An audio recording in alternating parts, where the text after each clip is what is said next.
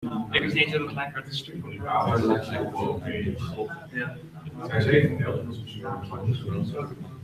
Ik had wel net iets leuks aan op het bal. Die maas is lekker kijken. Ja, ik kan het alleen al zo.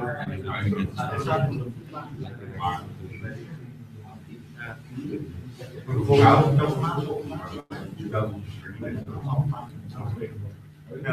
kijk naar jezelf. Ik ben er gewoon lekker in. Ze zijn al helemaal niet te verstaan. Maar dit is ook zeg maar allemaal. Dat heb ik ook niet. Oh, hè?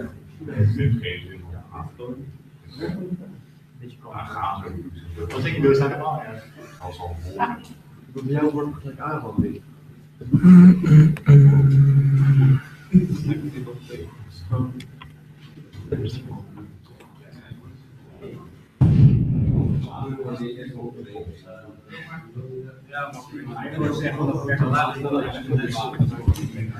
Ah, shit. Ik had gelijk een beetje. Ik keek elke keer netjes voor, weet ik, heb ik hem voor de helft gezien. En deze heb ik ook gezien.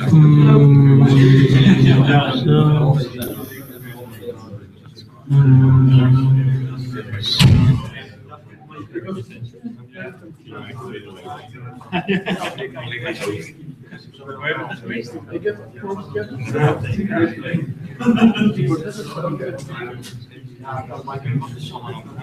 Oh, de eerste keer.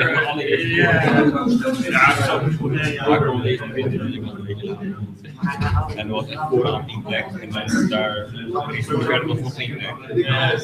Dus daar was het voor de rest. Hoe je het nog weet, ik allerlei laatste op de ik heb het just ja.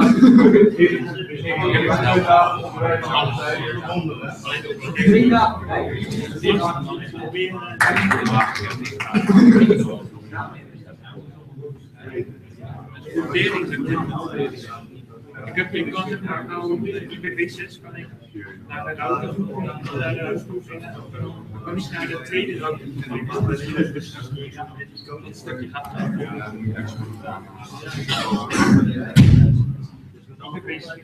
BB4 is lukt het wel. BB6 is oké.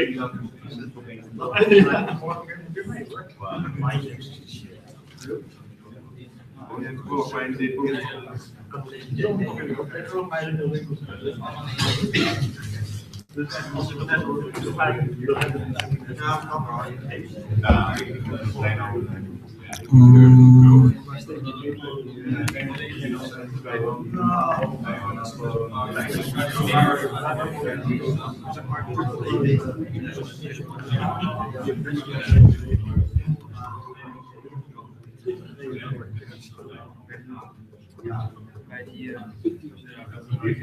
Die man heeft ook nog met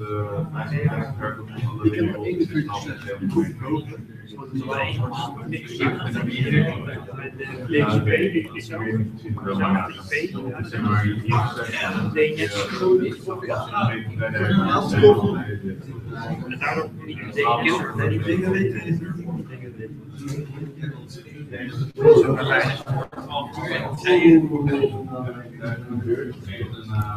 Ik heb de eerste helft gemaakt. Ik heb het nou niet maar jij dat is nog een keertje aan ja, precies.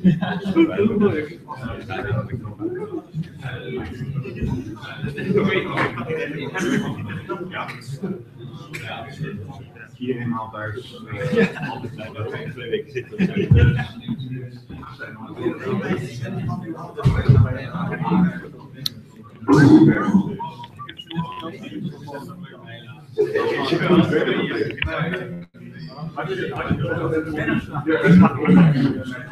Jij kan ook bezig zijn. Jij komt deze kant in. Oh shit.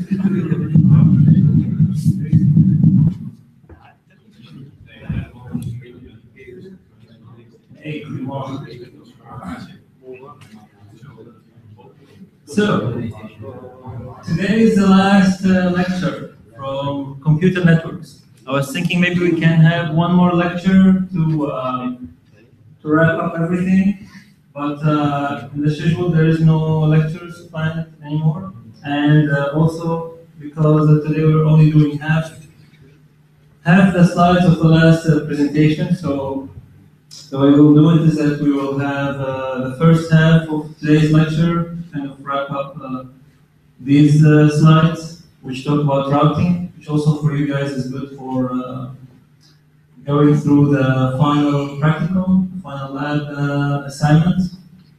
But also in the, so we'll finish this in the first half, and then afterwards, in the second half, I will try to give you guys a full overview of all the lab assignments, all the main ideas that you guys have learned throughout all the lectures, and then try to hopefully make you guys see how everything fits together. So why is routing so important? Where does the router fit?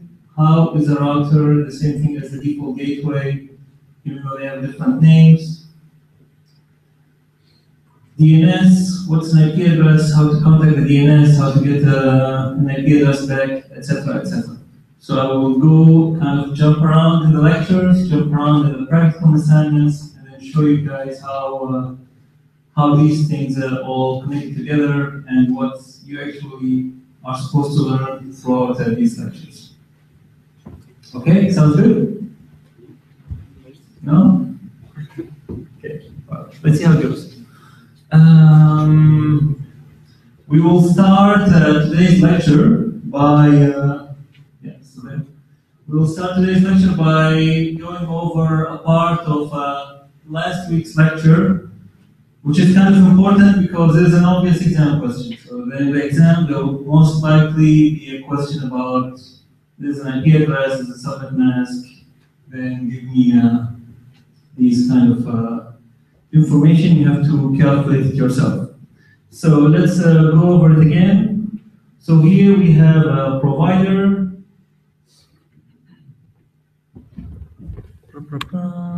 Let's see, cursor. Here we have a provider, and then the provider has we have a network address, and the network address is this, and this here gives us that it's a /8 network, and we want to divide it into 24 subnets. And then the question is how many usable IP addresses are in one subnet, including the default gateway. So the default gateway, this is the keyword that you guys need to look at when you see these questions in the exam.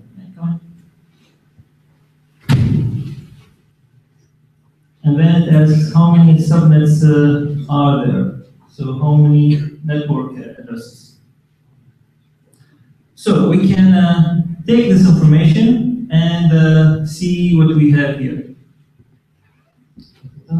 So let's jump into our whiteboard.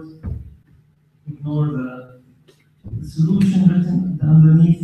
Let's approach the question as if you are sitting in an exam. So in the exam, you are sitting and then you're like, okay, I have this information. So we have 11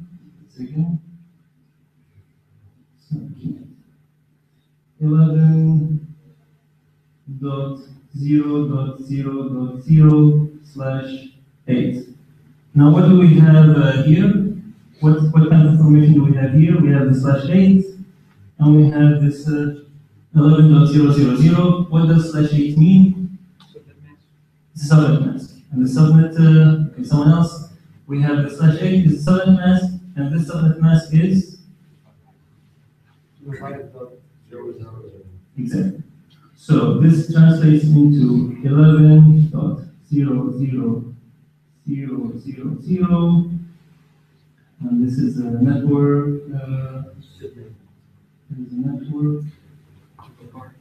And we have 255.0.0.0. This is our subnet mask. Okay, and then we want to divide it into /24 subnets.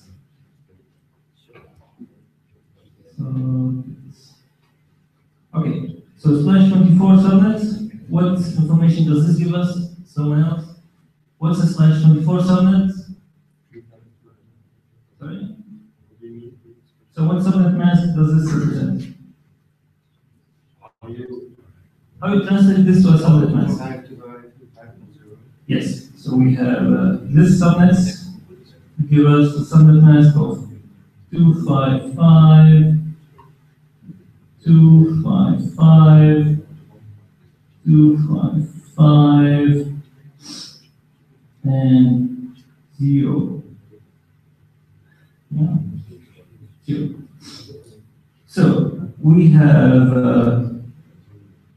have this is the range that is available for us, right? And then we need to use we need to create subnets which only have this range.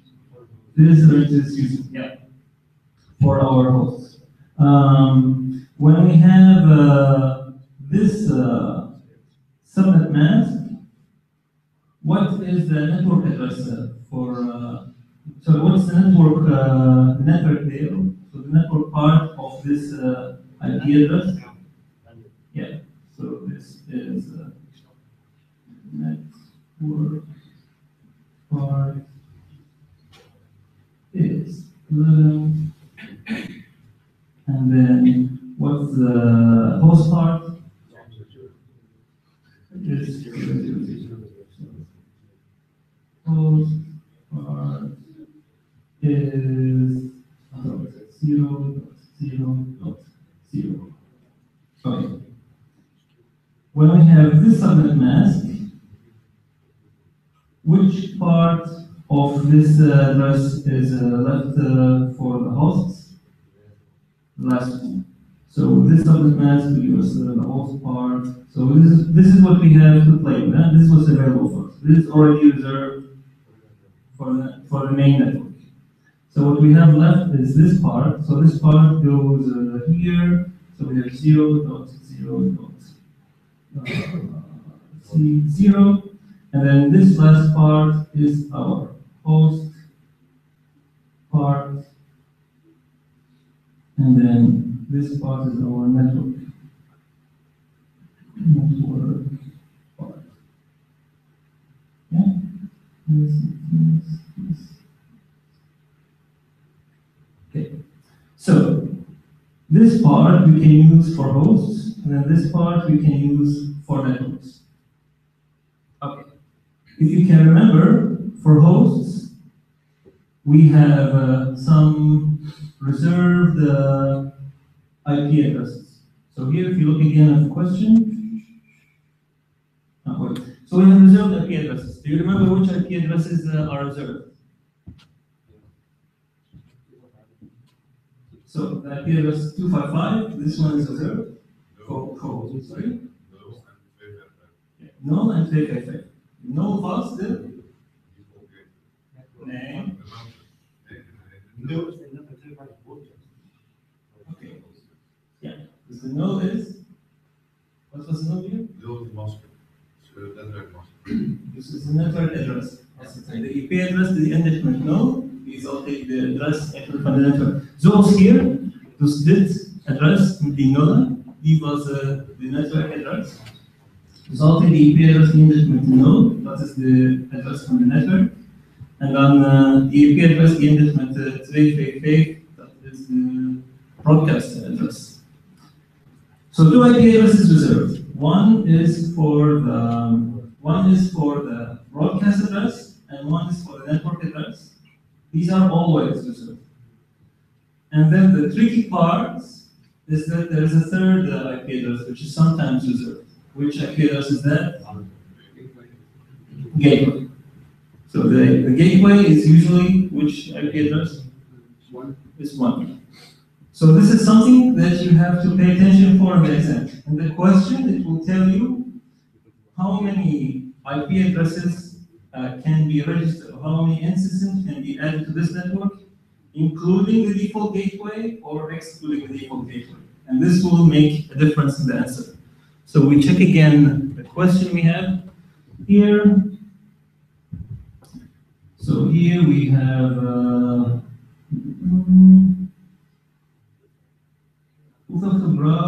hoeveel bruikbare IP-adressen zitten er in één zo'n inclusive default gateway.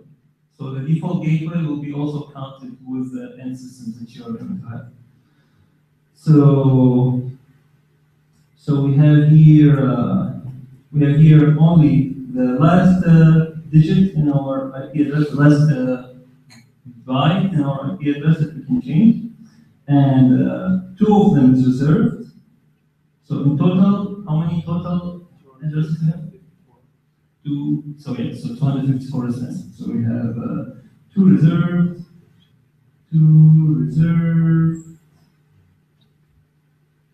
Leads us to total available.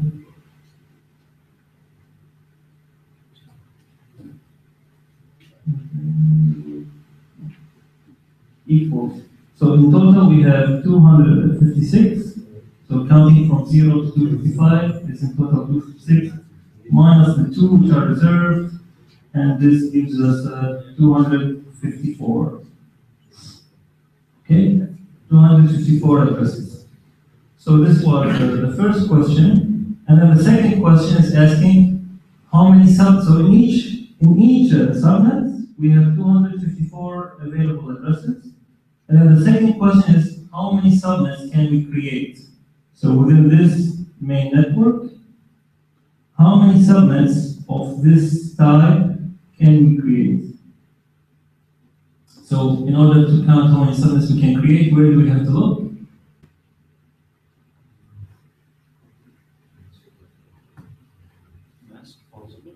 Which subnet? This one or this one?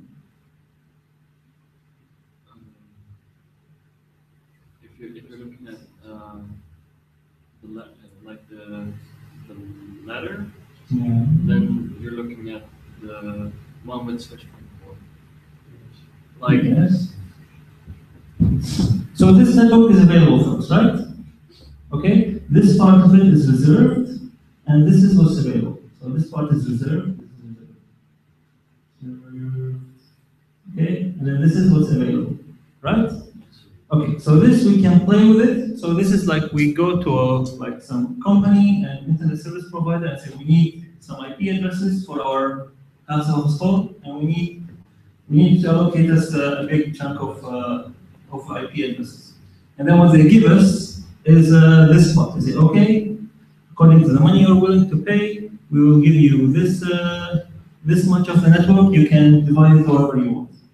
And then the house of household says, okay, the way we will do it is that we will make subnets, and then for these subnets, we will divide them.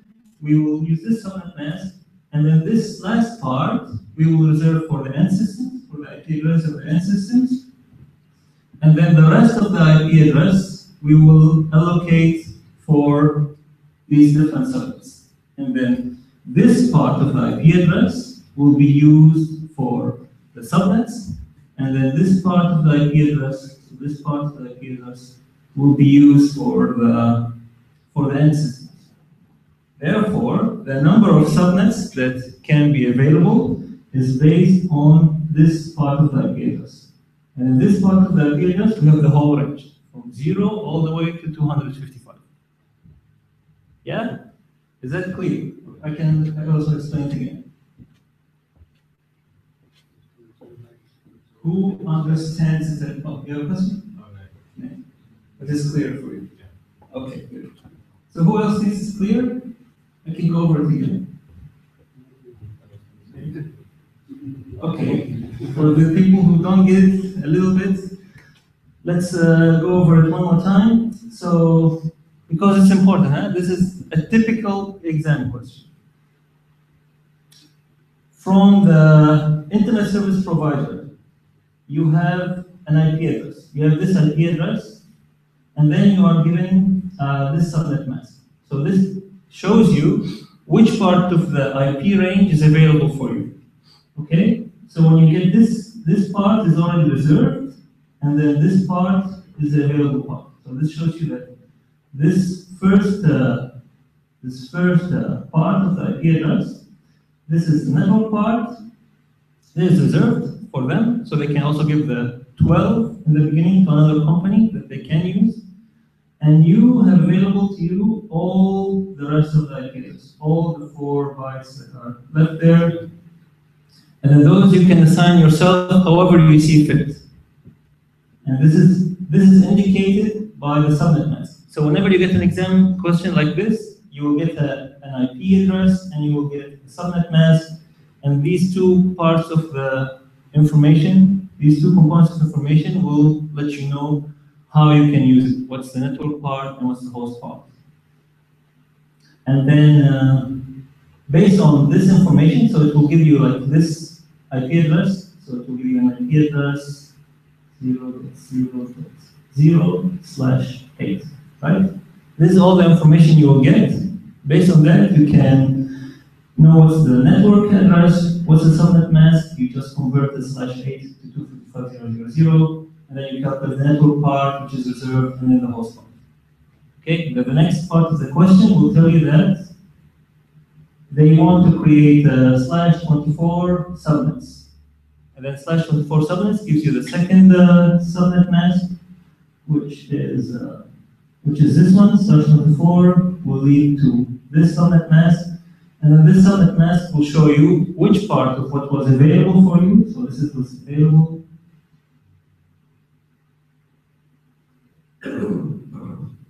From this part, we will divide it here based on the /24. So only the last part. This part we will use to hosts, and this part we will use for networks.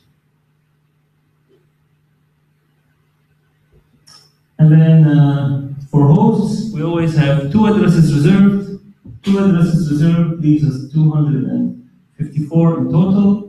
And then this part we have for networks. How many networks can we have in total? So this part can go from 0 to 255. So it will be 255. And then this, when it reaches 255, it will go down to 0. And this will go back to 1, so it's basically a counter. So 255, from 0 to 255, 255 times, so we multiply it by 200 also. It's from 0 to 255, so there's also a mistake, it's 256 here. 256 times 256, which is equal, what about 256? Times 156. Yes, so it's like 256 times 256, which is 65,000. 65,000 and what was it again? 500 students. Do you find the correct answer? Yeah. Yeah. I hope that this is clear. And if it's not clear, you guys can also come to me in the break and ask me to explain it one more time. So let's continue. So we have this is the question, and then this is our outworking. Also on the slides, you guys can look at it later on.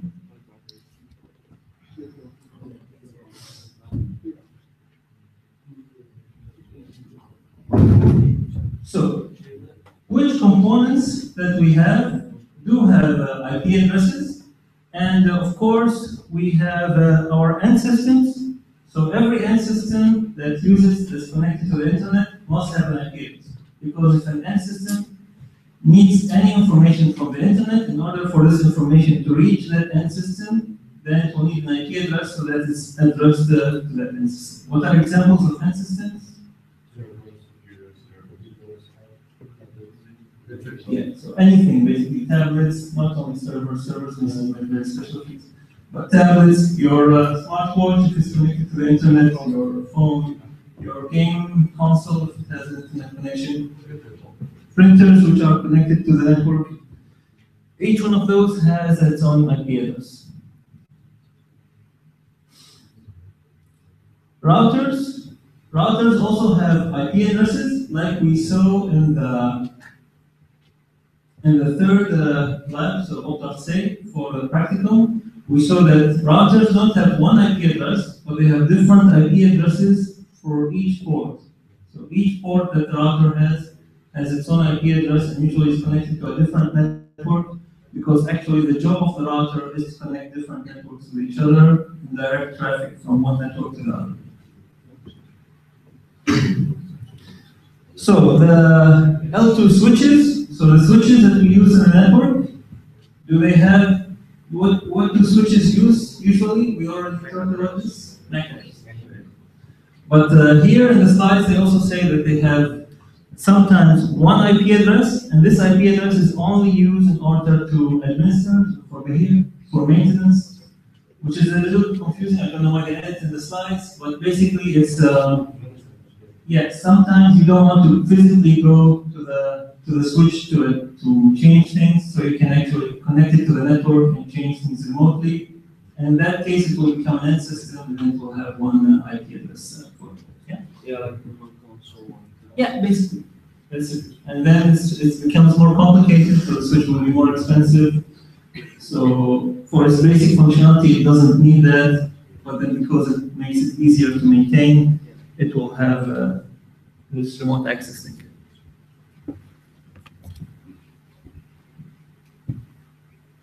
So here we have another exercise. Do you guys want me to work this out, or can we just skip it?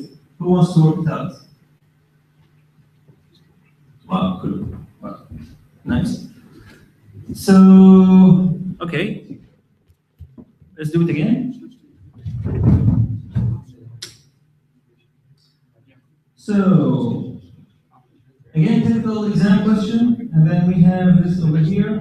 So, let's put this here. Let's see if we can move this guy over here. So, let me see.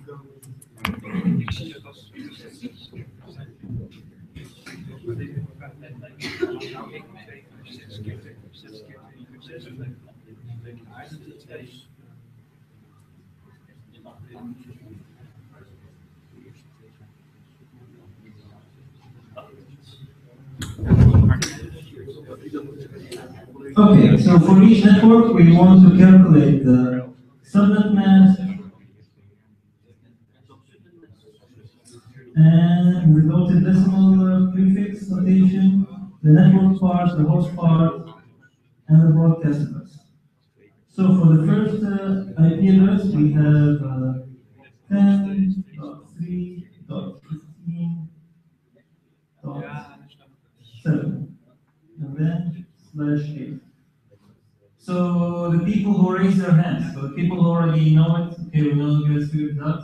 So people in the back, what is the subnet mask when we have a /8?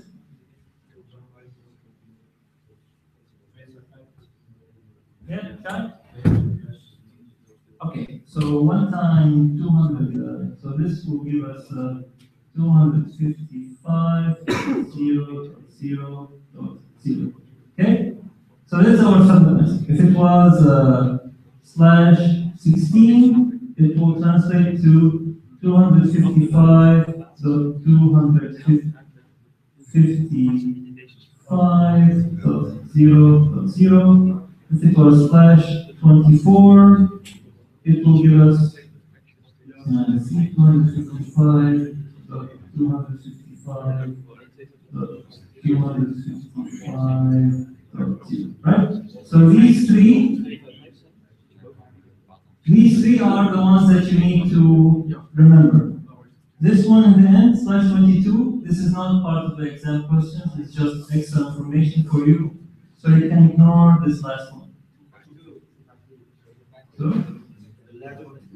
Yes, but the whole point is that you can see for the guys who are trying to figure out. /8 is this, /16 is this, /24 is this. If you're interested why it is so, then it's in the slides and you can come to ask me. But if you need to memorize something for the exam, this is what you guys need to remember. And then based on the subnet mask, we can then understand what is the network part and what's the host part. The network part is always the part which is has 255, and the host part is the other part. So there's always a network, and there's always a host, right? And here this will be network, this will be host, and for here this will be network, and this will be the host. Right? Now that we have this part figured out, it's not that much information, easy to understand, easy to remember. And then based on this, the rest of the assignment will be very easy. So this is our network, and then we have the /8, which gives us this subnet mask, and then based on that, we need to know which is the host part and what is the network part. So what's the network part? People in the back? People in the back? For the first address, what is the network part? Yeah? 3.50%. Slowly, can you say that again? On the IP address, it's On the IP, yeah? 3.15.7. Sorry, 10. Yeah, so this is the network part, huh? Yes. And this is the host. So also don't get those confused. So the network part is the first part, so it's the 10. So this is the network part, and then the host part is this. So here we have this is the host part, right? And then the last question for the people in the last row there, I don't know if you have to answer. What is our broadcast address? The broadcast address, we have two, yes?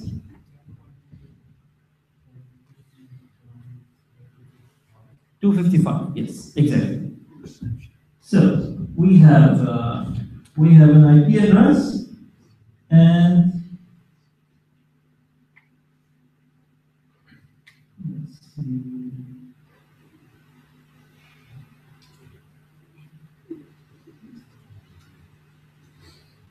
Oh, actually, that is not correct, because it's a /8 network, right? So because it's a /8, it means that all of these IP addresses are parts of the host parts, and only this is a network address. So the network address for this network will be 10.0.0.0. And then the broadcast address, so this will be the network address.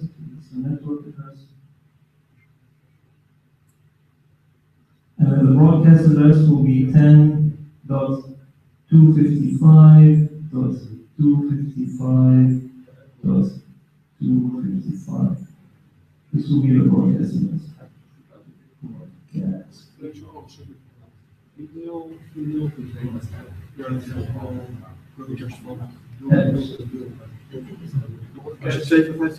Yeah, right? Or did I miss something? No, it was 10.0.0.255. No, I think it's 255. So this is our broadcast address, and then this is our network address. And everything in between will be the host addresses. Je hoofdstuk. Je laatste hoofddeel. Je laatste hoofdstuk. Yeah. Shall we do another one? This is the second one. So we have 112.112.10.7/16. Okay. And then /16, which subnet mask do we have for that? We already have it here, huh? So it's very easy. If we have /16, what's the subnet mask for this? Yes? Yes, so it's this one exactly. So the mask will will be 2 times 255.255.0.0. And based on this, this will be host, this will be network. So what is from this address, what is the host part, what's the network part? So the first, yeah, it's becoming obvious now. This part will be our network part, and this part will be the host part. Okay? And then the broadcast address for this one?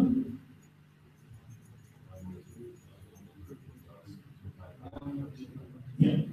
So the host part will turn into 255, so it will be 112.112.255.255.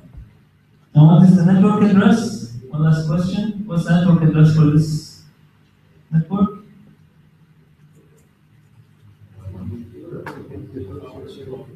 Yes. So the network address is 112.112.0.0. This is the network address, and this is the broadcast. Broadcast. Yes? Als je meer subnet hebt, zeg maar, dan heb je ook meer broadcastadressen. Ja. Ja, dus gewoon één per subnet. So if so this question is a little bit different than the other question. The other question divided a big network into subnets, and then for each, so we have another mask, and based on the other mask, the second mask we have, for each one we had different broadcast address. But for this question, we are dealing with just one network with one subnet mask, and then based on that subnet mask, we are dividing. Okay? Ik denk dat hier, dat het ontvaalt, ja, 112.112.10.255, maar dat is dus niet goed. Voor 10.255, voor de broadcast. Ja. Nee, dat is niet goed. Nee, maar ik snap je ook wel. Ja, het is duidelijk, hè? Ja. So the confusing part, which is I was also a little bit doubting about it in the beginning, is that whether we should have here 10 and then 255, but actually that's not the case, because this 10 and 7, these are part of an address for an end system. If you want to broadcast, then you have to use the broadcast for the whole subnet. And because we have the subnet mask at 16, then we have, because this is 16, so we know that this is a part of an address for an end system. If you want to broadcast, then we have to replace all this part of the mask with 255. So we use the network part plus 255, and then we have the broadcast parts. Okay. I hope this part is clear.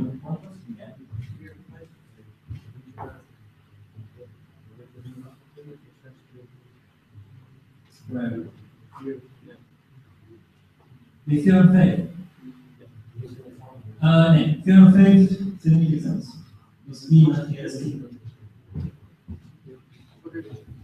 For the exam, we will stick to these masks. These masks that don't use 255 or don't use 16, 24, and 8. These are not okay. Yeah. Yeah. It's self-explanatory that if you know 200, what you're looking at is out the size 200. Yes, I know. And you know that you only have to add 4 bits. Yes, I know. The only thing that it's not part of the exam, so we will move on to the next. And let's go.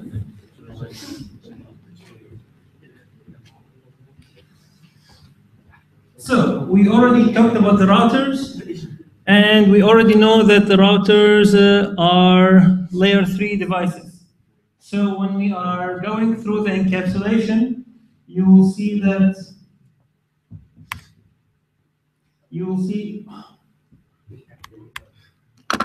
So you will see that the router, when it unpacks the package, it will go all the way to the layer 3. Because remember, we have the encapsulation, a box inside the box, inside the box, inside the box.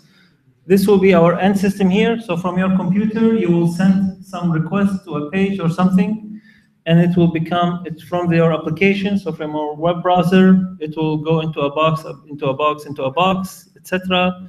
Goes through your Internet Ethernet cable or through Wi-Fi. So this is the medium.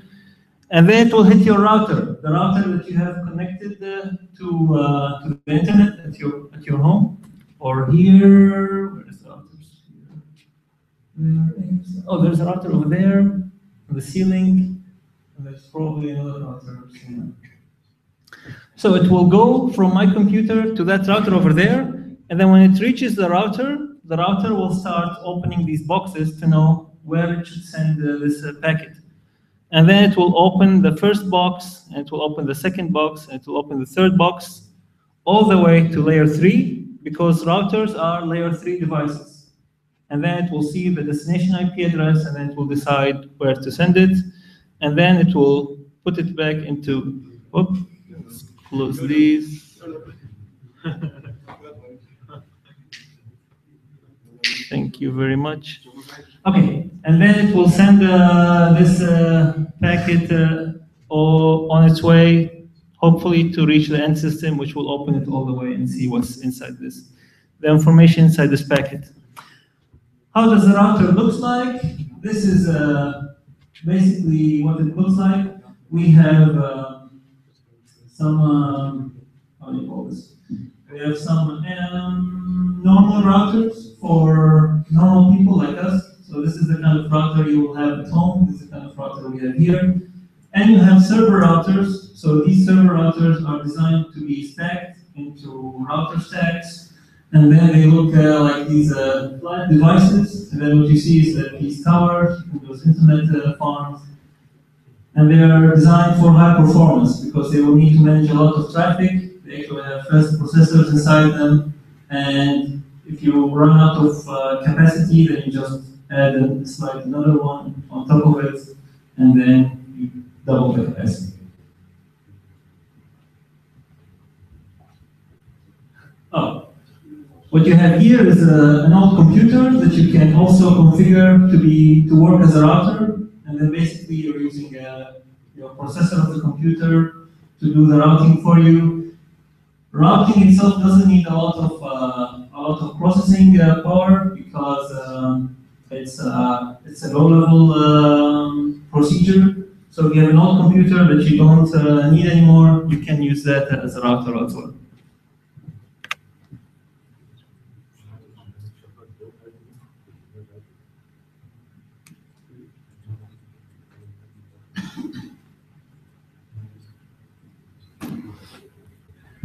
So what's the function of the router? Why do we need these routers? This again goes back to your the practical assignment. So from Oblanceau, you saw that we have different networks, and then we need the routers that are connected to our computer and to our server, and connected to a network in between to tell the computer if it needs to go to the server, where it should send the packet to. I will go over that again in the second half of this lecture. But basically, what we are doing is that we are passing on these packets from one network to another network. Now, how does the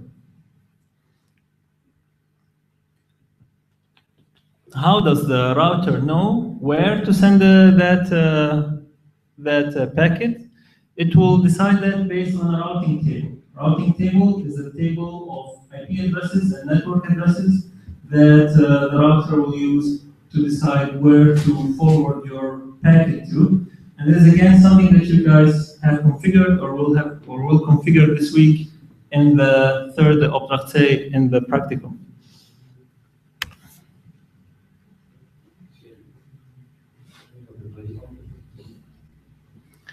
So, how does the router decide where to send your packet? For that, it needs specific piece of information, it will need to know the next hop, and it will need to know the destination network. So if you send a packet to a specific IP address inside this network, so it will be any IP address which begins with this part and then has a number for an end system, so it can be 1, 2, 3, 4 until 254. If you send this, if the packet comes into the router with a destination IP address inside this network, it will refer to its IP table, and this IP table, it will say like, any address within this network,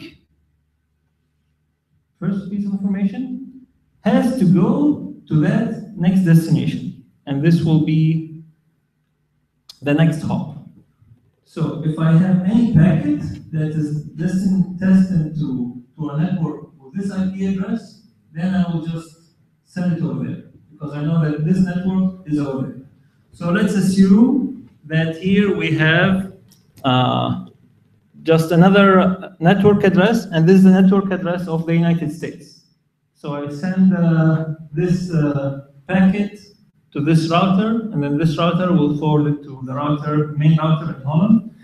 And then the main router in Holland will have, in its forwarding, in its, the routing table, it will have a simple rule that says, any IP address that starts with 145 and then 000 with a subnet mask of 255.0.0.0, I will immediately forward this to the main router in the United States, because that is where all this traffic needs to go. I don't need to worry about that. So it will immediately send it to that next hop. For networks within Holland, then it will have also other next hops which are inside Holland to direct your traffic to. But basically, this is how the router works. It needs to know what different networks are available, and for each network, where to throw your packet to for its next destination. And then, how does the router decide where to send your packet to?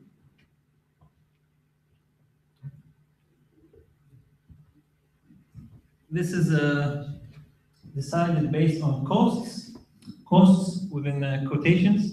These are not costs that are based on money, or can be costs based on money. But mainly what they mean with costs here is things like delay time, things like reliability. So what's the chance that if I send your packet through that path, that your packet will fail?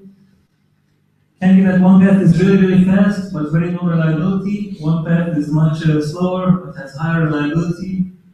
And then the router always has this kind of calculations to decide what is the best route for order your packet to arrive as soon as possible, as well as possible.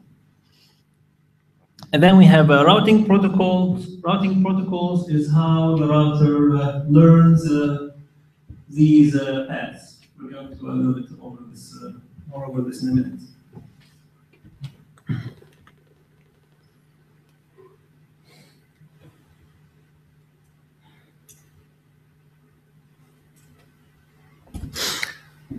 So how does the router table, how can we create these router tables? So router tables are created either statically. Statically is basically when you open the router and then you start configuring yourself for this IP address. I want, for this network address, I want you to forward to that router, which is basically what we did in the practical. The practical, if you remember, with the packet tracer, for each router we opened it, we went to static, and then we started inputting the routing table ourselves. But of course, the internet is a very big and complicated place, so if we have to, every time we add a router to the internet, configure all the other routers manually, then this will take too much time. No one has the time for that. So what we do instead is that we have algorithms that allow the routers to define these routing tables manually, and how these routing tables automatically, and how these routing tables are designed automatically. That's what we called in the previous slide the routing protocol. So routing protocol is how these automatic algorithms learn how to do the routing. And we have directly connected networks. So if we have a component, like inside your home, where you have a router connected to your computer, then this is just directly connected routing. This is an example of a routing table inside the. Oh, you have a question? Wat moet er precies verstaan onder direct aangesloten netwerk? Heb je daar een voorbeeld van?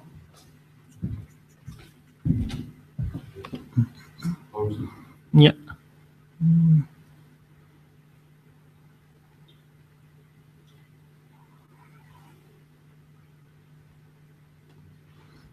Yeah, as far as I can see from the definition, is that it's networks where there is no other alternative. So you have one router connected to one device directly.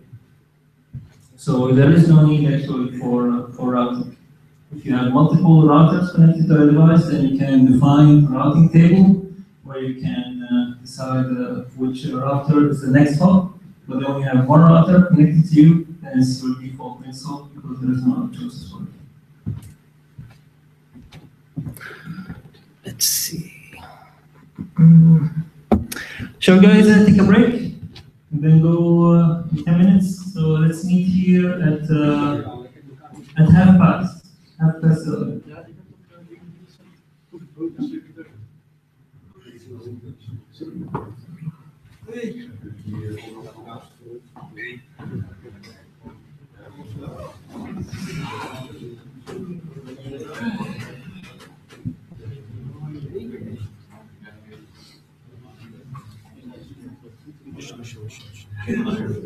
Ik weet niet hoeveel is het.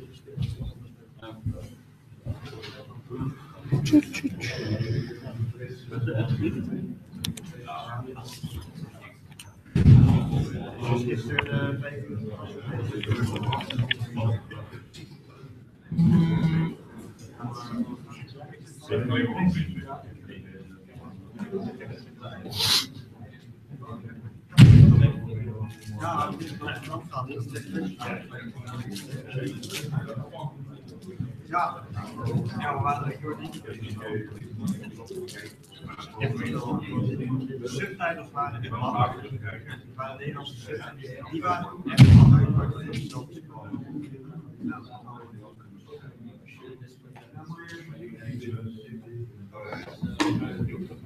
maar een lijst van kaartjes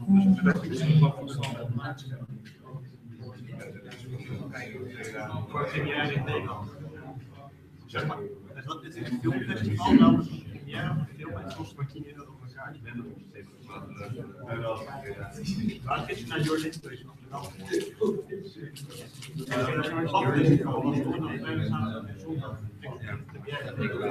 Met de Nederlandse subtitles.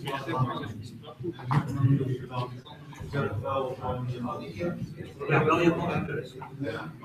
Maar die desktop misschien als ik betekent dat ze wel Engels maar ze hebben wel Engelse stukken. Dat zou voor de meeste keuzes zijn. Dus dan moeten ze dit wel ja, maar dat is allemaal een beetje afhaken. Maar in ieder geval, gisteren was het in ieder geval de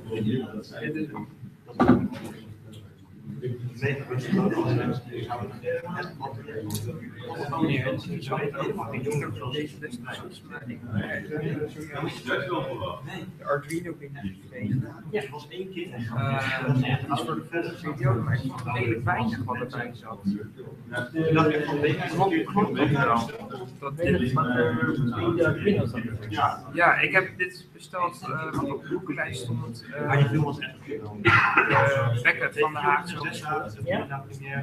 We moeten ook hier staan nee, Daarom alleen de 28 was. zijn meerdere studenten denk ik. Ja. Dus ja, ik vond het redelijk weinig. Ja, wij wilden voordat we. maar toen kwam ik Ja. Ja, die was goed. Ik ga het even checken met de Zijn we daar nog samen met de coördinator van de vak over of de opvang van standen. Maar voor vorig jaar hebben we 4 standen nodig, hebben we verbinding nodig, een breadboard, Ja. LED, Nou, die hebben we is dat niet wat je had van school Hij prototype. Ja, en dan konden we daar een Reddit vanuit zo op school. Die hebben we besteld. En ik dacht wel, nou, als ik dat had gedaan, zouden we alles hebben. Maar ik moet gekeken naar dit, ik denk, zou dit alles zijn? Wat zit hierin? Dat is de Arduino Uno. De muziek heb ik al. Ja, Shield, ja. Oh, misschien hebben ze het veranderd. was zelfs de muziek bij de Want vroeger was het in China en een van de plannen was Wel de muziek. Die muziek is speciaal gemaakt in film. dus misschien De halve ik ga checken. Ja, fijn. En dan als we een mobiel hadden, dan hoor je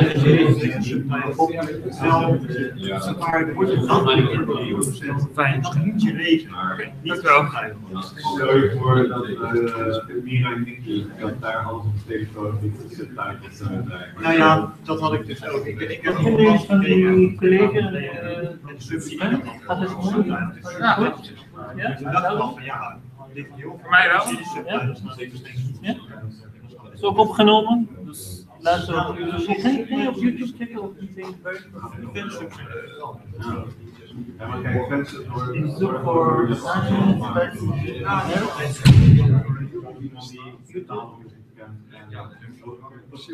zijn mensen die inderdaad vast hebben en die maken echt gewoon super goede service met relaties. Ja, maar de mensen die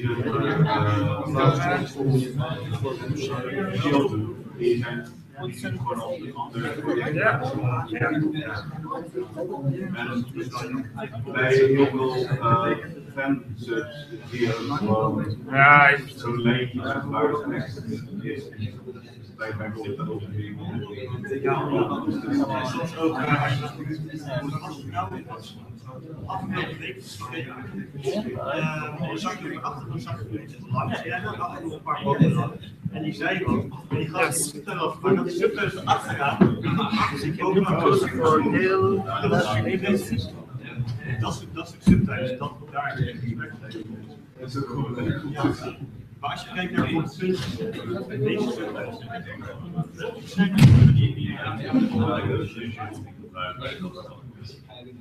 ja, ik kies ook down voor, ik heb ook niet Altijd 10 seconden. ja. zeg maar, een database is fucking graag. En een database is gebruiken voor het verdienen. Is zo graag. Dat je meer Wat vind je van die SX? en voordat de code weer. Ik vind het wel goed. Super. Wat kan je nog? De Bixby knop werkt alleen voor Bixby, toch? Ja. Met de eigen Ik kan hem uitzetten tegenwoordig. Ja, ik kan hem aanzetten. Kun je niet zingen? Nee, Kun je iets anders? nee. Natuurlijk niet. Wat een joke. Je kan zorgen dat je niet 1000 kilo knopdruk zou. Ja.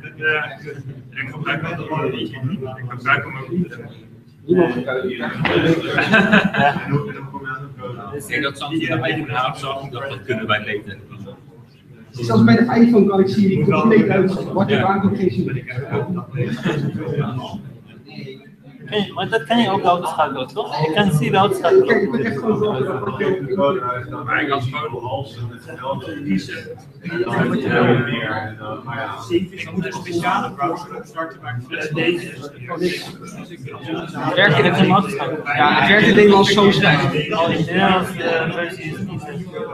Als je bijvoorbeeld de joke altijd, hou ons de stom heen, zie je in Nederland, dan is het... Ik snap dat niet. Ja. Ik kan hem ook in het Engels gebruiken. Ja, dat komt op punt 2 dat ik denk, wat is de toegevoegde waarde? Ik heb niks thuis. Ja? Voor een timer bijvoorbeeld. Ja? Als ik aan het koken ben, zet ik hem voor 5 minuten. Als ik naar bed wil gaan, wil niet zo'n alarm, 1 uur. Ja, dat vind ik echt prettig om erbij. Ja, dus in plaats van gaan naar de klok, ga naar de alarmpagina, nieuw alarm, 10 of 12 zet. Dan zet alarm voor 10 AM. Ja, oké. Dat is part of Ik heb zelf wel het idee dat door doorheen te klikken dat je veel sneller bent. Gewoon zo'n tik even aan knopjes zitten, dus je kan heel snel doorheen. soms. Dat is gebruik ik niet echt voor alle. Maar voor een paar dingen. Ik merk alleen dat het leuk is op feestjes, dat je een keertje kijk op mijn telefoon kan. Maar verder. Ik heb bij de Mac hem ook uitgezet. Op de Mac heb ik hem nog niet echt gebruikt. Voor de Mac, ik denk ik kan met die Siri ook stellingen veranderen. Dat bespaart ook wel. Ja, ik weet niet of het ver gaat. Maar is die volgens mij nog alleen voor echt agenda en voor notities? Dit soort dingen moet je altijd dingen aanpassen. Ik heb het wel gebruikt om open speech settings, dan open je meteen de settings window, meteen naar de tab binnen accessibility en dan dat bespaart ook 30 seconden. Dus voor zoveel tijd. Ja, we'll see. Oh, voor het weer gebruik ik ook Siri. Ja? Ja, regent het buiten? Nee. Naar buiten waarschijnlijk of een paraplu of een regenjas meenemen. En ik gebruik altijd ik gebruik ook Hey Siri als ik mijn telefoon niet kan vinden. Dan gaat hij gewoon vertellen waar die... Ja, dus Hey Siri, en dan zegt hij ja. En dan hoor ik Dat is de beste nog van al die... De volgende keer ga ik geen zwarte telefoon kopen, want alles is zwart inmiddels. Niks erin. De volgende keer is het roze gold.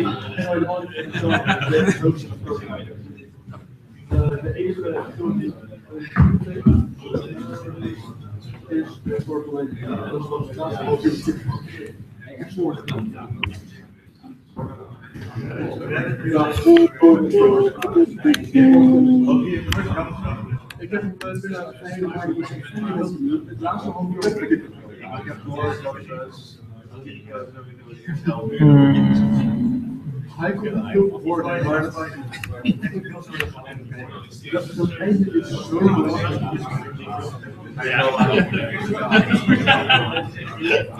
Maar ik zeg maar, voor 10 jaar zeg maar. Maar je ziet, ik heb dat die zie naast Asgard was ik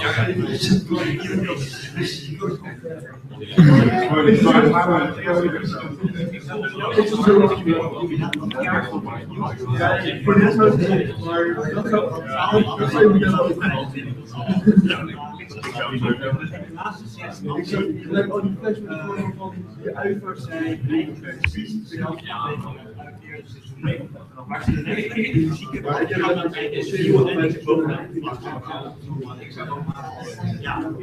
precies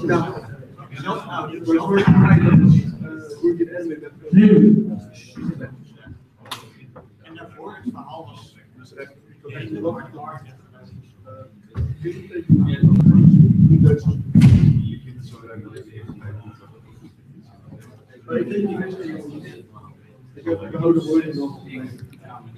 Okay, so this is an example of a routing table. So it's a little bit similar to what you guys have configured in the OpenRFC again from the practical.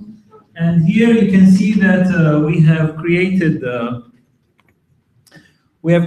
this.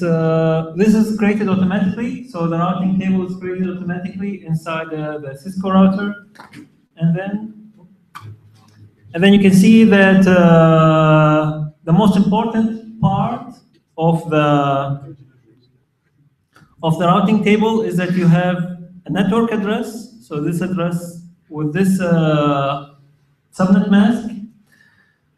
And the router will know that if you have this address with this subnet mask, then you will need to go via this next hop. So this is not a network address. This is a specific address of a specific system. So it's a router in this case. If you look carefully, you can see that for all packets, this for all network addresses, the next hop is exactly the same. So it seems that for these networks, they all fall in the same direction. So this router will connect them all to this next router. All these addresses have a subnet mask of 24. So it's 255, 255, 255, 0.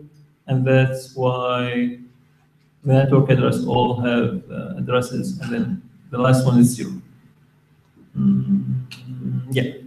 It can, by chance, also be a network address which have this also as 0, or even both of these numbers are 0. But this doesn't mean that this is part of the host address, because based on this subnet mask, we know that only the last 0 will be the network address, and then these zeros can be just host address here, so network address here. These, if there are zeros here in this part of the IP address, then there will be zeros as part of the network part of the address. So it's a little bit can be confusing, can cause problems, but it's something that you really need to understand in order to solve all the questions in the exam. So, how does the router, you will see when we go through these slides that these slides are actually very important for solving the practical. So it may have been more interesting to get them before the practicum started, but this is how the course was designed. But also maybe interesting for you to struggle with it a little bit and then see how to solve it. So the way to do it is that we have this router. This is our first router, router 1. We have router 2 here, and we have router 3 here, okay? And then these are different local networks. So this can be like, this can be your home, this can be the school, and this can be like, I don't know, Google. This can be like a Google or Microsoft network. And you can see that in this figure here, how many networks do we have? How many networks in total do we have in this figure? 3. So what you would think is that we have 3 networks because we have these clouds, but actually the correct answer is 5. It's correct. Because between each 2 routers, we also have networks. And if you look here very carefully, you will see that here we have a network address with a subnet mask, and here we have another network address with a subnet mask. I don't know why they use the /30 and made things complicated, because this is not part of what you guys need to know by now. But don't pay too much attention to what is the address exactly. What you need to know is that these are different networks at the end of each of these routers. But between the routers, here there is also one network, and here there is another network. So in total, we have 5 networks. And then for each router, we have 2 networks which are visible. So for this router, we have this network. For this router, there are 3 networks which are visible. So for this router, we have 1 over here, 2 over here, 3 over here. For this router, we have 1 network over here and 1 network over here. And for this router as well, we have 1 network over here and 1 network over here. And then for each of these routers as well, we have 2 interfaces. So 2 Ethernet plugs plugged into it. 1 from this network and 1 from the other network, okay? And here we have the address of these routers, right? Okay, So let's pay attention here. If we want to make a static route, so if we want to configure the network route on router 1, and we want to tell router 1 how to reach these networks. These networks are not visible for router 1. So in order to reach these networks, we need to tell router 1 where to go, where to send that packet. So the address for this network in router 1, we will say, if you want to reach network 11.0.0.0/24 from router 1, then you need to go to a specific IP address. Which IP address do we need to go to? Van router 2, die is verbonden met router 1. Want deze poort van router 2 is niet zichtbaar voor router 1. En deze poort heeft de IP-adres .6. So we use the network address 66.0.0.6, and that is here. 66.0.0.4 is the network address, and 66.0.0.6. So we just replaced the last number with 6. That's the IP address of this router. And then we need to tell it if it wants to go to this network, then it will need to go, so 12.0.0.0/24, which is the network over here. Then we need to tell the router 1 to forward that packet to this router using this port. So it will go to 66.0.0.2. And then this router, when the packet reaches this router, it will know that it's connected to this network, so it will forward that network, IP address. That packet, it will forward that packet to a specific IP address inside that network. So many terms, and you have to keep track of all the terms in your head. Okay.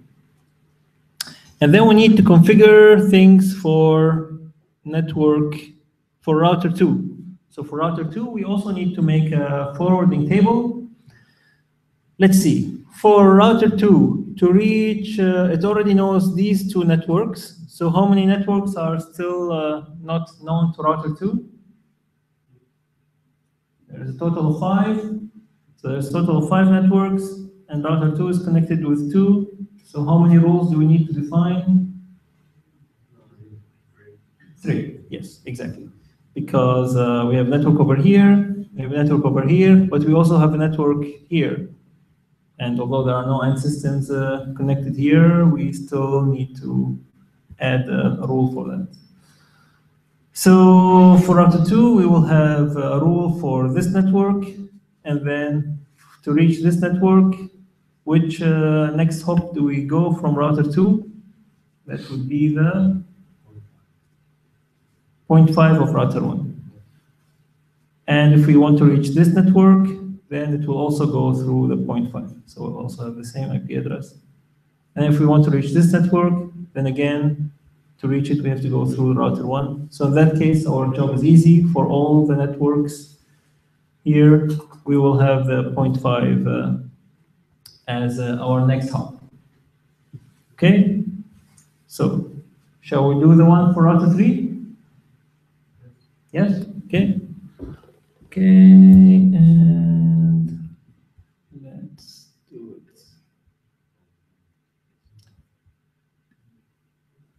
And we open a new clean layer here. And here we go. So, we have router 3 here. And we want to know what is the routing table for router 3. So, router 3. Which networks are not visible for router 3? So for router 3, we have connected to this network and this network. So which networks are left? Yes?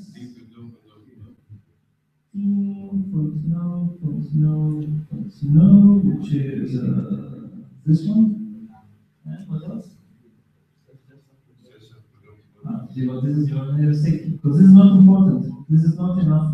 as far as I know, this can be an IP address. So in order to know which network this is, we have to also include the subnet mask. Yeah. And then the other network is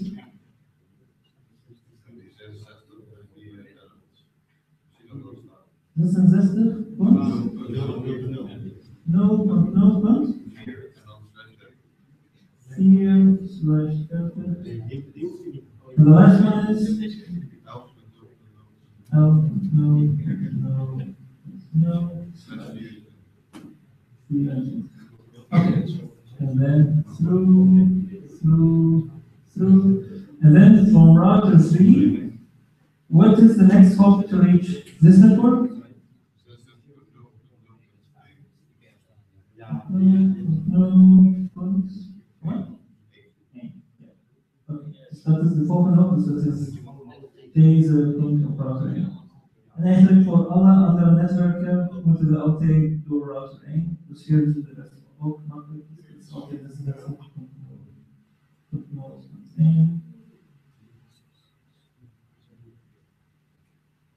And then this is our routing table on the router 3. Any questions on this part? Yes? Is there a reason that the network between router 1 and router left one and router 2 is 66.0.0.4? Yeah, so the 0.4 thing is a bit confusing. You don't need to understand how this works for now. So for now, just focus on 0.0.0 or 1.5.0. And the slash is /8, /16, /24. This is all you need to do. Okay.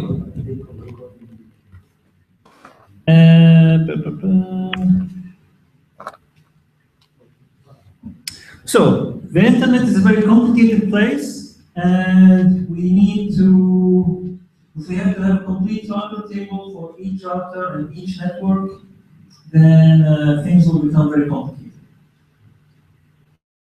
Therefore, we simplify many things. So like remember the example I told you, for every packet that we want to send to the US, then we use a subnet mask to limit all the addresses that are aimed at the US. So the first part of the IP address, the first number. And then we don't need to check the rest of the IP address, we just send all the traffic into that direction. But in some routers, there is that they handle a lot of traffic and they want to get rid of it or move it on as quickly as possible. What they do is that they have something called, it has a cool name, the Quad Zero route. So what is the Quad Zero route? The Quad Zero route is just a default route where it will just funnel, it will send all the packets that arrive to it into that direction. And then remember, in order to make the network smaller, every time we put a 0 in one of the bits of our subnet mask, we have we don't check all the IP address, we just check a part of it. So when we had 255.0.0.0, then the network part is only the first part, and only have to check that part. And that was with a /8. But if we go from /8 to /0, then all of our subnet mask will be zeros, right? Yes. So all the subnet mask will be zeros, and what that means is that all the traffic that is aimed anywhere to any network, we will not check it, we will just forward it on to a standard next hop.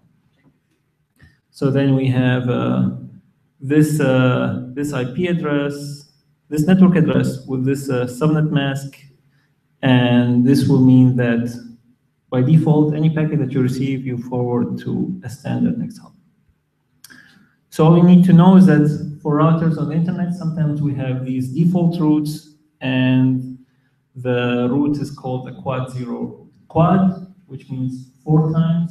So we have a single,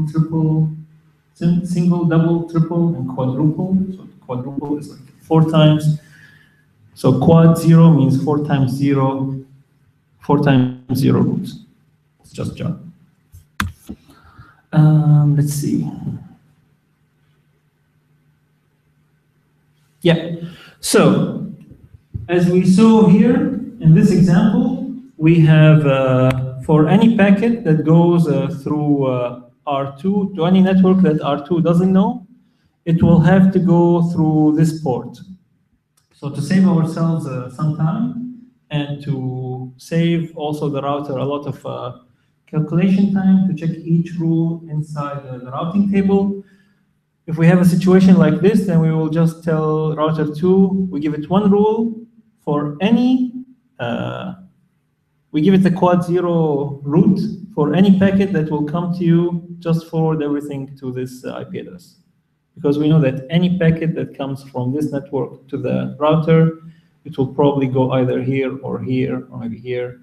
So we know that it will have to go to this endpoint, and then we say, just use a quad 0 rule and forward everything to that port over here, 66.0.0.5.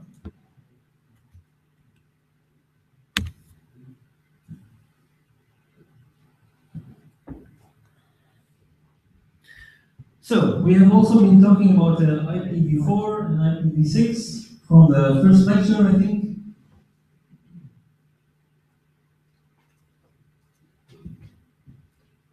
And we saw that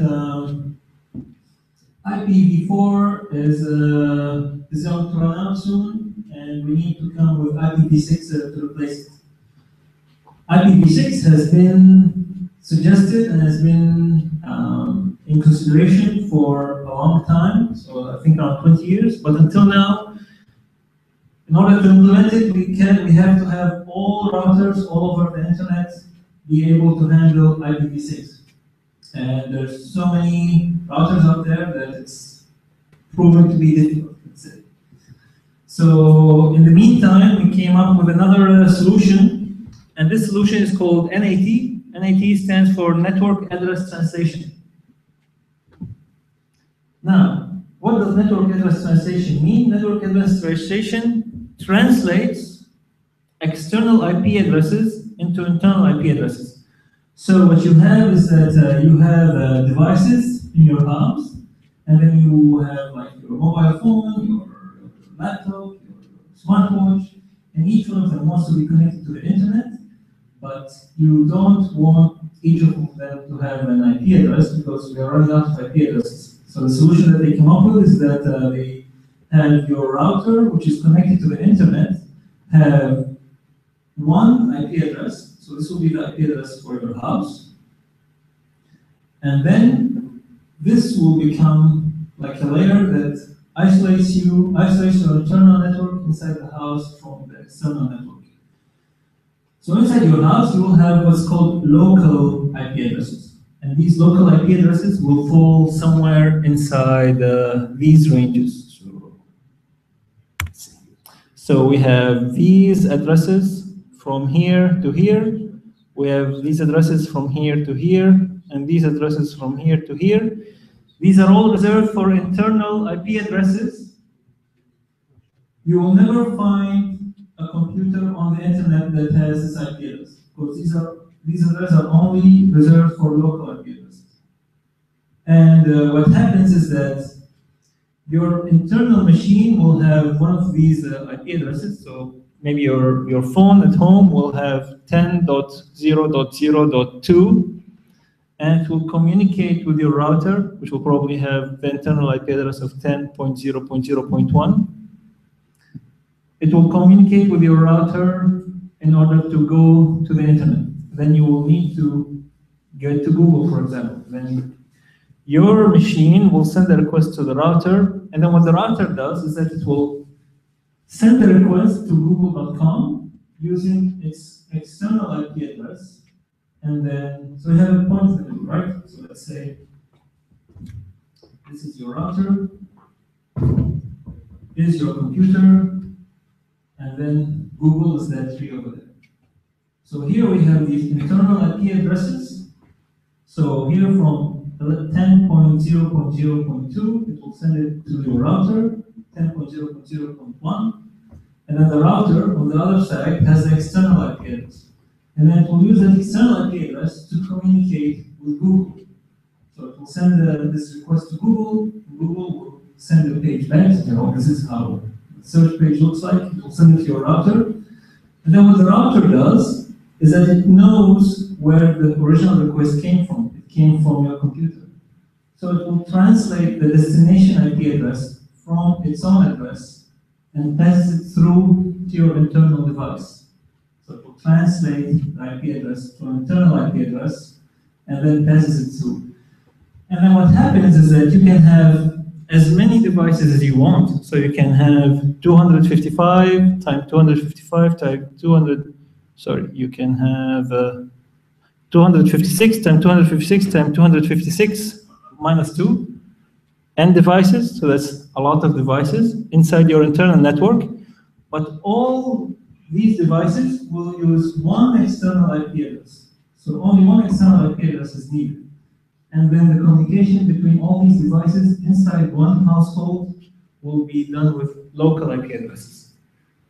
The advantage is that for the house next door, it can again use these IP addresses again because the internal network of the house next door is not connected to your internal network. If they are connected to each other, then there will be overlapping IP addresses.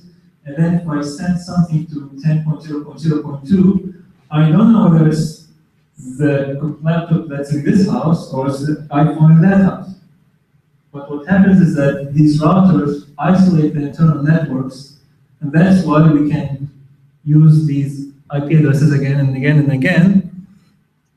And thereby, we can still use IPv4 because it's the standard that's now in use, but we can recycle all these IP addresses. And that's a smart way to overcome the shortage of the IP addresses. Let's see.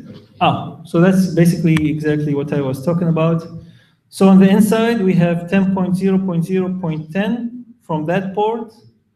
And then we want to communicate with that server. So from 10.0.0.10, so from that end system, we want to communicate with google.com. So what happens is that we go through the router, and then the router will translate it to this request, and it will have its own external IP address here. And then what Google sees is that there is a request from that external IP address for its page. And then when it sends the page back to that router, to that external IP address, then the router will translate it to the internal IP address, so 10.0.0.10 inside the house network. And let's see. So the same thing can be done with the second client. So this may be your laptop, this is your mobile phone, and then it will send the request to, so in this case, to twitter.com, and then twitter.com will send a reply here, and then your router will again passes it through to your client. So different clients on your internal network, different clients on the internal network can communicate with different servers on the external network, and your router will do all the translation between the outside world and the inside world. Okay? Is that clear, this part? Questions?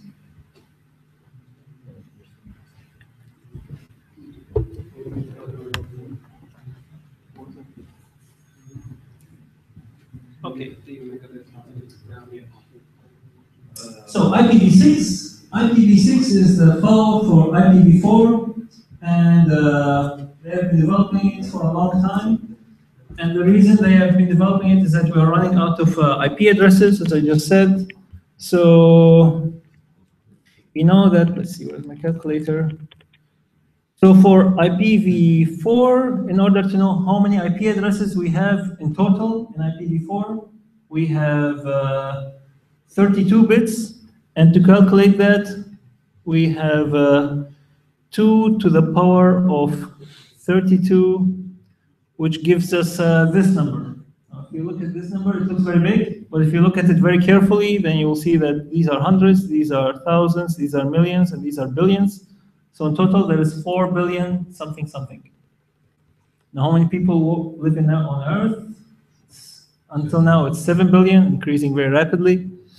So you can see that if we want to have eventually an IP address for every person, then we already don't have enough IP addresses with IPv4. Now, with IPv6, we have 128 bits in one IP address. So the size of the IP address is 2 to the power of 128. And then we get this number. Now, what does this number mean? This is fancy talk to represent that it is a 3 with 38 zeros behind it. I don't know how you call that, but it's a very big number. We call it math. Call that math, yeah.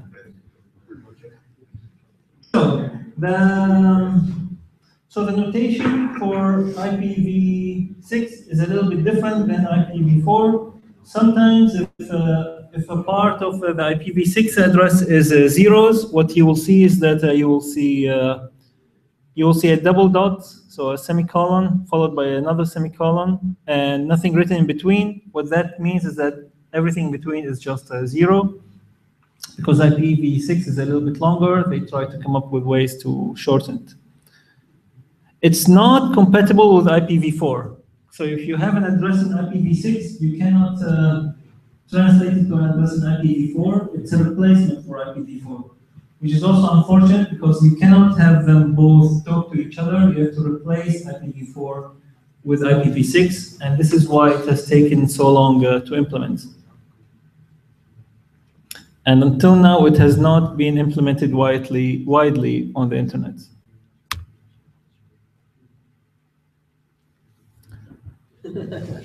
So there is one more exercise. So you see how important this is, because there are exercises all over the slides.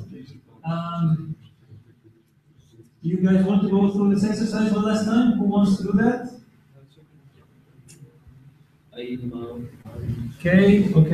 Okay. Let's go through that.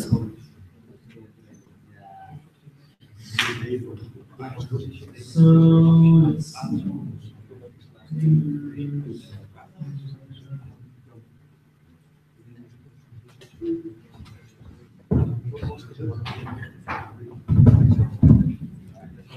You guys have a lecture after this? Is there a colleague here now? Nee, maar vandaag. Hoe moet dat? Hierna hebben jullie lunch. De meeste passen wel. Oh, ja.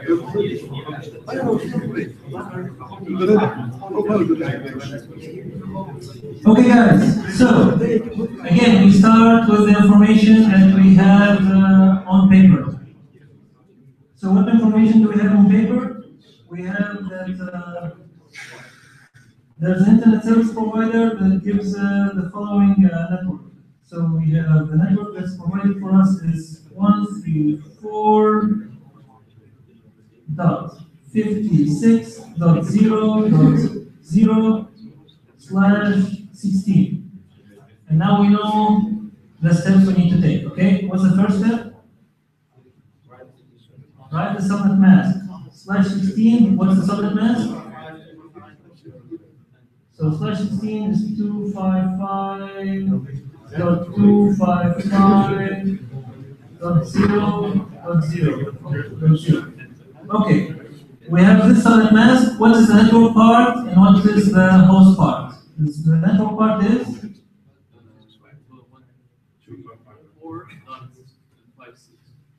So this is the network part.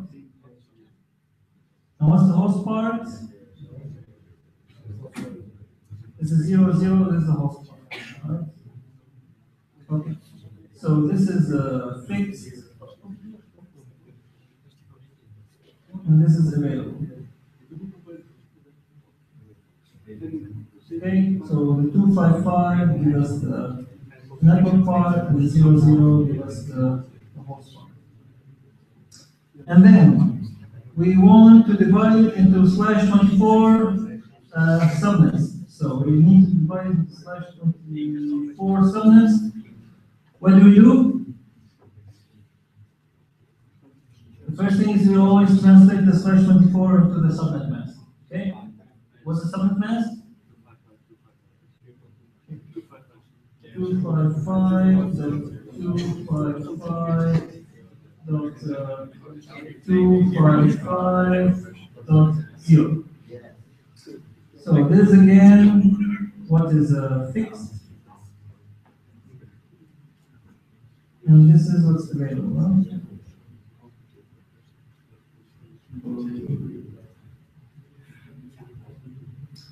All right. What's the subnet mask of a subnet? Which subnet mask is for the subnets?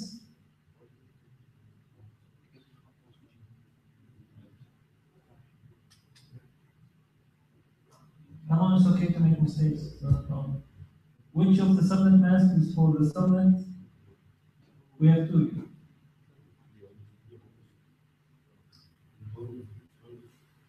Bonus of bonus.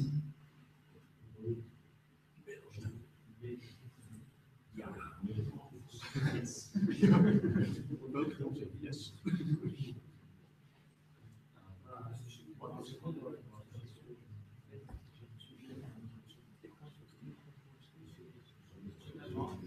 Are you guys thinking, or you guys are just give up the whole thing? What do you think?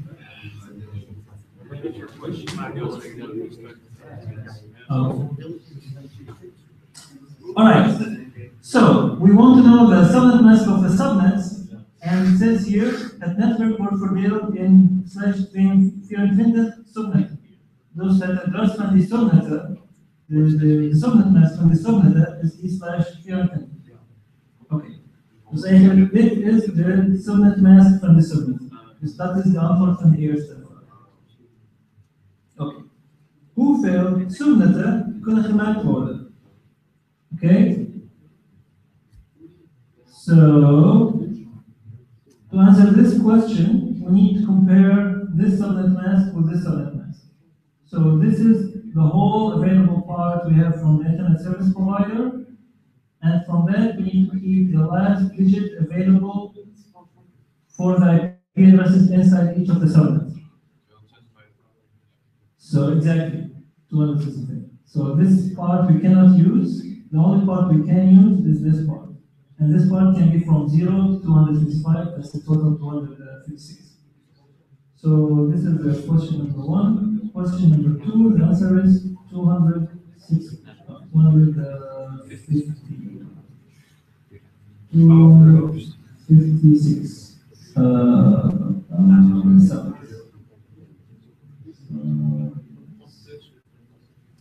Okay, question number 3. So how many end systems can we fit on one of these subnets? So it doesn't specify whether we use one address for the gateway. So it asks about inside each subnet, how many addresses can we allocate? So this is this number. It has 256 available numbers it can have, but 2 of them are reserved. So what's left is 250, so 6 minus 2, which equals 254 in total. And then give the network address of the subnet of this address. So we have this subnet, let's start with here, 4, we have 134.10.17. So which part of these of this address?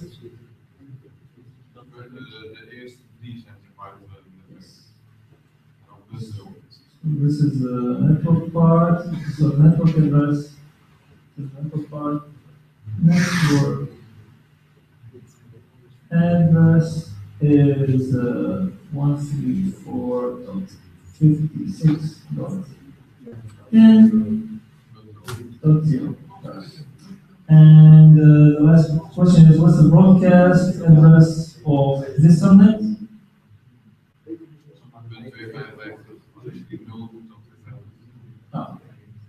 1, 3, 4, 56 plus 10 dot 200. Like this? Okay. Clear? To everyone? Yeah? Okay. Well, I had big plans for today's lecture. I wanted to go over all the practicums and wanted to show how everything is related to everything, but working out these exercises has taken much more time than I have planned.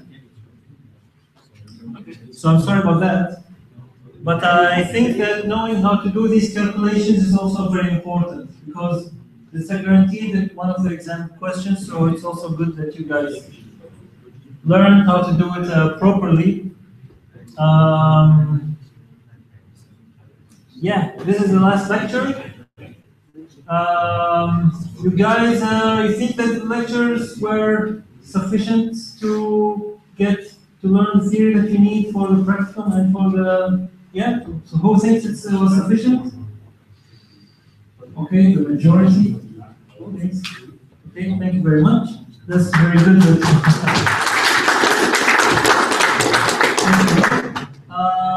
If you have any questions, I will try to go through the explanation with you guys during the practicum. If you have any questions before the exam, you can always come to my room. I'm on the upstairs. The room right next to the ladder that goes to the... And yeah, I'll see you at the practicum session.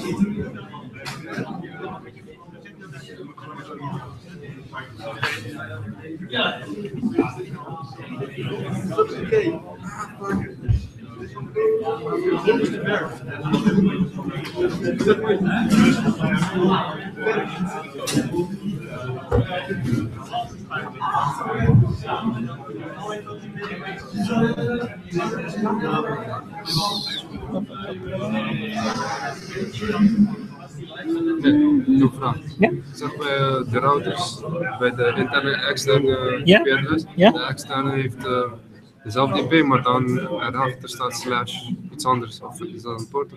Dus voor de net routing. Ah ja, maar dan staat er bij elke soort device staat een andere nummer.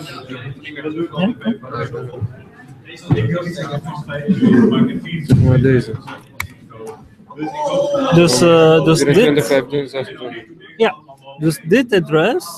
Oh, we bedoel deze nummer. Ja, ze zijn oké. niet allemaal dezelfde. Ja, dus dit is de poort adres. Hè? En dit is, dus dit is in turn de ports die zijn gebruikt voor deze computers. Maar deze poort geeft ook aan de router waar dit pakket terug moet. Precies. Dus hij weet dat als het bedoelt naar deze pakket, dus hij weet dat het is eigenlijk voor dit internetadres. En voor deze pakket is voor dit internetadres. Zijn deze poortnummers oneindig of zo? Want, welke? Die poortnummers? Ja, want... ik denk er is een limiet. Het is iets van 60.000 of 90.000. Dus het is te hoog. Ja, maar ze zijn tijdelijk. Dus als dit poort is gebruikt voor het aanvragen van een pagina. En dit is al gelukt. Dus hij krijgt die pagina van Google en de verbinding is beëindigd. Dan kan je dit poort gebruiken voor een andere communicatie. En dan kan je deze poort hergebruiken. Dus dit hoeft niet oneindig te zijn voor het verkeer. Maar het is goed gezien, dus eigenlijk moest ik ook zeggen net dat... die vraag gewoon, Je mag altijd vragen stellen. stellen. Nee, maar dat is een beetje te veel mensen. Nee, het is de bedoeling. Dan kan iedereen ook het antwoord horen. Maar nu heeft iedereen dit gemist. Zeg het is goed om te vragen. Oké.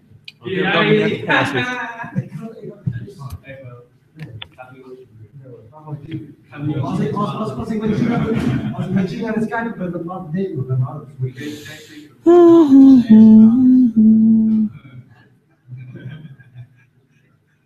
Als ik moet eten, voor mijn moeder gewoon horen.